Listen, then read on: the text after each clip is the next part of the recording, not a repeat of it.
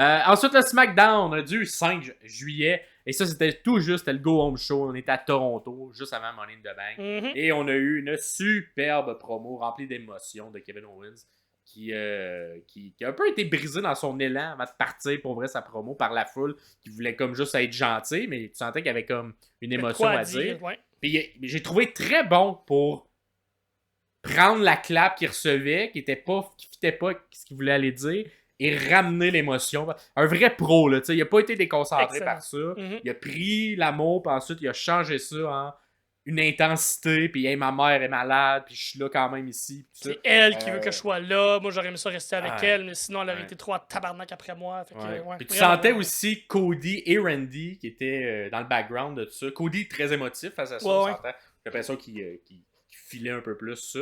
Il se mettait dans la peau de si c'était lui. Mm-hmm. Et Randy, différemment, mais lui, il était plus ce côté genre, hey, je le respecte. Mm-hmm.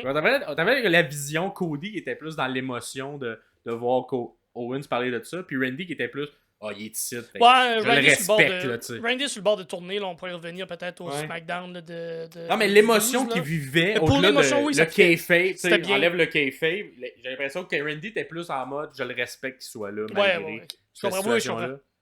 Fait que bref, excellente promo si vous voulez aller la voir. Par plus, c'est un Québécois. Puis on souhaite évidemment bon rétablissement. Puis que tout se passe bien. Je crois que c'est Suzanne, hein, le nom de sa maman. Je pense que oui. Donc, bon rétablissement. Et j'espère que tout va bien se passer dans le meilleur des mondes. Et on a eu également un autre bon match qui m'a surpris quand même. Mais en sachant les résultats, ça m'a moins surpris. Comme, mettons, avec le recul, ça me surprend pas, mais tabarouette, DIY contre Austin et Grayson pour la ceinture par équipe. Peut-être un match qui aurait mérité. T'sais, on dirait, moi, j'aurais switché le match du Bloodline, je l'aurais mis à SmackDown, puis j'aurais peut-être mis ce match-là dans le pay-per-view, puis j'aurais terminé avec Drew et Rollins, parce que c'était vraiment... Je suis quand même d'accord avec ça. Ouais. C'était quand même un très bon match entre DIY, puis avant même que le match commence, petite promo backstage... qu'on voit souvent, là, qui est un one take, avec DIY qui parle directement à la caméra, puis dit « Toronto, c'est notre ville. On a eu un match of the year contre FTR dans le temps, à Toronto. On a eu, quand je suis revenu, c'est à Toronto, on l'a fait, puis là, on est encore à Toronto. » J'ai vraiment l'impression que c'est comme leur ville, DIY. Tu sais, on dirait qu'il y a des lutteurs que, quand ils sont dans cette ville-là, ils gagnent tout le temps. Ben, DIY, c'est un peu ça avec Toronto. Fait que bonne promo pour bien amorcer le match. Et on a continué d'écrire l'histoire entre Grayson Waller et Austin Theory. T'as pas trouvé que quand Grayson, pendant le match, frappe par accident Austin... Il n'y a pas beaucoup de retenue, hein? Il a l'air quasiment, genre, content de fesser dans la face. Tu sais, il sent pas qu'il se sent mal d'avoir fait ça, même si, éventuellement, ça amène à lui coûter le match, mais... on dirait, Grayson, il est comme... Ouais, parce que t'es comme Austin, qui est comme plus certain, puis il sait pas trop, c'est comme si il pense que Grayson, il joue dans la tête, puis je pense qu'il y a un peu de vérité là-dedans, puis Grayson qui lui remonte le moral, qui est comme non, on est les meilleurs, on va y aller, on a une équipe, on va être bon. Puis c'est ça, dans le match, il y a des petits échos de ça qu'on est comme pas certain. Ça va exploser. Ça va exploser cette équipe-là. Ouais. Mais ce qui est weird, c'est que j'ai l'impression qu'on va mettre Grayson méchant. Et j'ai l'impression que Theory va être gentil. Comment va être reçu, Face? Parce qu'il y a plus une face à fesser dedans. Je sais.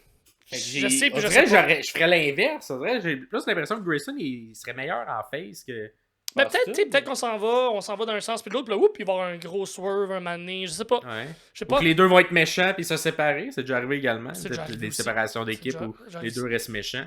Mais bref, si on revient au match. Ouais, c'est ça. Pour le match comme tel, j'adore l'histoire qui est racontée. Il y a même eu encore un DIY qui fait un Shatter Machine qui était le finisher. Après moi, c'est un petit rappel au Match of the Year qu'il y avait eu il y a 3 ou 4 ans avant. Exactement ça. Ils n'ont pas gagné sur le Shatter Machine, ben non, parce que c'est pas leur finisher.